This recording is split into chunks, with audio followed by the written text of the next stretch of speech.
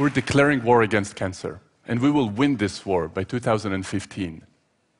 This is what the US Congress and the National Cancer Institute declared just a few years ago, in 2003. Now, I don't know about you, but I'm for one, I don't buy that. I don't think we quite won this war yet. And I don't think anyone here will question that. Now, I will argue that a primary reason why we're not winning this war against cancer is because we're fighting blindly. So I'm going to start by just sharing you a little story about a good friend of mine. His name is Ehud. And a few years ago, Ehud was diagnosed with brain cancer. And not just any type of brain cancer. He was diagnosed with one of the most deadly forms of brain cancer. In fact, it was so deadly that the doctors told him that they only have 12 months. And during those 12 months, they have to find a treatment. They have to find a cure. And if they cannot find a cure, he will die. Now, the good news, they said, is that there are tons of different treatments to choose from. But the bad news is that in order for them to tell if a treatment is even working or not, well, that takes them about 3 months or so. So they cannot try that many things. Well, Ehud is now going into his first treatment. And during that first treatment, just a few days into that treatment, I'm meeting with him and he tells me, Adam, you know, I think this is working. I think we really lucked out here. Something's happening. I'm asking, really, how do you know that, Ehud? And he says, well, I feel so terrible inside. Something's got to be working up there. It just has to. Well, unfortunately, 3 months later, we got the news, it didn't work. And so Ehud goes into his second treatment. And again, the same story. It feels so bad. Something's got to be working there. And then 3 months later, again, we get bad news. Ehud is going into his third treatment and then his fourth treatment. And then, as predicted, Ehud dies. Now, when someone really close to you is going through such a huge struggle, you get really swamped with emotions. A lot of things are going through your head. For me, it was mostly outrage. I was just outraged that how come this is the best that we can offer? And I started looking more and more into this. As it turns out, this is not just the best the doctors could offer Ehud. It's not just the best doctors could offer patients with brain cancer generally. We're actually not doing that well all across the board with cancer. I picked up one of those statistics, and I'm sure some of you have seen those statistics before. This is going to show you here how many patients actually died of cancer, in this case females in the United States, ever since the 1930s. You'll notice that there aren't that many things that have changed. It's still a huge issue. You'll see a few changes, though. You'll see lung cancer, for example, on the rise. Thank you, cigarettes. And you'll also see that, for example, stomach cancer, once used to be one of the biggest killers of all cancers, has essentially eliminated. Now, why is that? Anyone knows, by the way? Why is it that humanity is no longer struck by stomach cancer? What was the huge medical technology breakthrough that came to our world that saved humanity from stomach cancer? Was it maybe a new drug or a better diagnostic? You guys are right, yeah. It's the invention of the refrigerator and the fact that we're no longer eating spoiled meats. So the best thing that happened to us so far in the medical arena, in cancer research, is the fact that the refrigerator was invented. And so yeah, I know. So we're not doing so well here. And I don't want to miniaturize the progress and everything that's been done in cancer research. Look, there's like 50+ years of good cancer research that discovered major things that taught us about cancer. But all that said, we have a lot of heavy lifting to still do ahead of us. Again, I will argue that the primary reason why this is the case, why we've not done that remarkably well, is really we're fighting blindly here. And this is where medical imaging comes in. This is where my own work comes in. And so to give you a sense of the best medical imaging that's offered today to brain cancer patients, or actually generally to all cancer patients, take a look at this PET scan right here. Let's see. There we go. So this is a PET CT scan. And what you'll see in this PET CT scan is the CT scan will show you where the bones are, and the PET scan will show you where tumors are. Now, what you're going to see here is essentially a sugar molecule that was added a small little tag that is signaling to us outside of the body, hey, I'm here. And those sugar molecules are injected into these patients by the billions, and they're going all over the body looking for cells that are hungry for sugar. You'll see that the heart, for example, lights up there. That's because the heart needs a lot of sugar. You'll also see that the bladder lights up there. That's because the bladder is the thing that's clearing the sugar away from our body. And then you'll see a few other hotspots there, and these are in fact the tumors. Now this is really a wonderful technology. For the first time, it allowed us to look into someone's body without picking up each and every one of the cells and putting it under a microscope, but in a non-invasive way. allowing us to look into someone's body and ask, hey, has the cancer metastasized? Where is it? And PET scans here showing you very clearly where are these hotspots, where is the tumor. So this is as miraculous as this might seem. Unfortunately, well, it's not that great. You see those small little hotspots there? Can anyone guess how many cancer cells are in any one of these tumors? So it's about 100 million cancer cells. And let me make sure that this number sunk in. In each and every one of these small little blips that you're seeing on the image, there needs to be at least 100 million cancer cells in order for it to be detected. Now, if that seemed to you like a very large number, it is a very large number. This is, in fact, an incredibly large number, because what we really need in order to pick up something early enough to do something about it, to do something meaningful about it, well, we need to pick up tumors that are 1,000 cells in size, and ideally, just a handful of cells in size. So we're clearly pretty far away from this. So we're going to play a little experiment here. I'm going to ask each of you to now play and imagine that you are brain surgeons. And you guys you're now at an operating room, and there's a patient in front of you.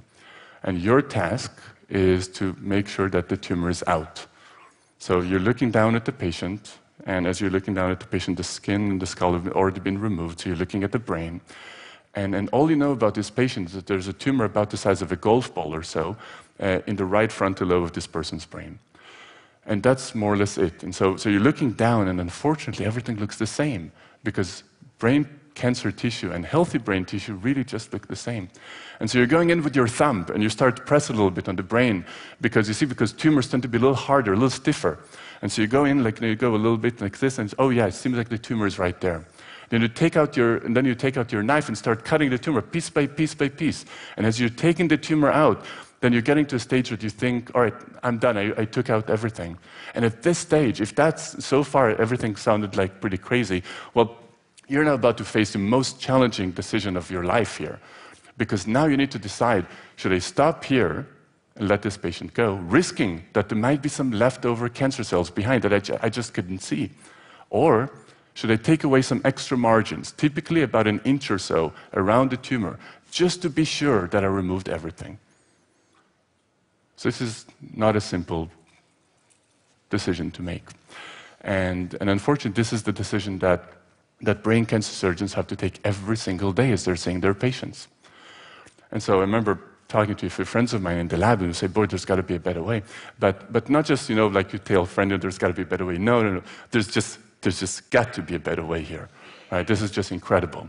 And so we looked back, remember those PET scans I told him about the sugar and so on. We said, hey, how about if instead of using those sugar molecules, let's maybe take tiny, tiny little particles made of gold, and let's program them with some interesting chemistry around them. Let's program them to look for cancer cells. And then we'll inject these gold particles into these patients by the billions again, and we'll have them go all over the body, and just like secret agents, if you will, go and walk by every single cell in our body and knock on the door of that cell and ask, are you a cancer cell or are you a healthy cell? If you're a healthy cell, we're moving on. If you're a cancer cell, we're sticking in and shining out and telling us outside the body, hey, look at me, I'm here. And they'll do it through some interesting cameras that we developed in the lab.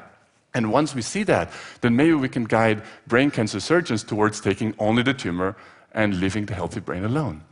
And so we've tested that, and boy, this works well. So I'm going to show you an example now. What you're looking at here is an image of a mouse's brain.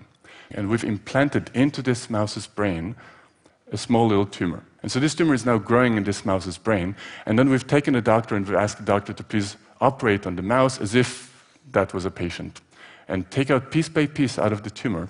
And while he's doing that, we're going to take images to see where the gold particles are. And so we're going to first start by injecting these gold particles to this mouse. And we're going to see right here at the very left there, that image at the bottom is the image that shows where the gold particles. And you see that nice thing is that these gold particles actually made it all the way to the tumor. And then they shine out and tell us, hey, we're here, here's the tumor. So now we can see the tumor, but we're not showing this to the doctor yet. We're asking the doctor, now please start cutting away the tumor. And you'll see here the doctor just took the first quadrant of the tumor, and you see that first quadrant is now missing. The doctor then took the second quadrant, the third, and now it appears to be everything. And so at this stage, the doctor came back to us and said, all right, I'm done. what do you want me to do? Should I keep things as they are, or do you want me to take some extra margins around? And then we said, well, hang on. We told the doctor, you've missed those 2 spots. So rather than taking huge margins around, only take out those tiny little areas. Take them out, and then let's take a look. And so the doctor took them away, and lo and behold, the cancer is now completely gone. Now, the important thing is that it's not just that the cancer is completely gone from this person's brain or from this mouse's brain. The most important thing is that we did not have to take huge amounts of healthy brain in the process. And so now we can actually imagine a world where doctors and surgeons, as they take away the tumor, they actually know what to take out, and they don't no longer have to guess with that thumb. Right? Now, here's why it's extremely important to take those tiny little leftover tumors. Those leftover tumors, even if it's just a handful of cells, they will grow to recur the tumor, for the tumor to come back. In fact, the reason why 80 to 90% of those brain cancer surgeries ultimately fail is because of those small little extra margins that were left positive, those small little leftover tumors that are left there. So this is clearly very nice, but what I want to really share with you is where I think we're heading from here. And so in my lab at Stanford, my students and I are basically asking ourselves, all right, what should we be working on now? And I think where medical imaging is heading to is the ability to look into the human body and actually see each and every one of these cells separately. The ability like this would allow us to actually pick up tumors way, way early in the process, way before it's 100 million cells inside, so we can actually do something about it. An ability to see each and every one of the cells might also allow us to ask insightful questions. So in the lab, we're now getting to a point where we can actually start asking these cancer cells real questions, like, for example, are you responding to the treatment we're giving you or not? So if you're not responding, we'll know to stop the treatment right away, days into the treatment, not 3 months. And so also for patients like Ehud that are going through these nasty, nasty chemotherapy drugs, for them not to suffer through those horrendous side effects of the drugs, with drugs that are in fact not even helping them. So, to be frank here, we're pretty far away from winning the war against cancer, just to be realistic, but at least I'm hopeful that we should be able to fight this war with better medical imaging techniques in a way that is not blind. Thank you.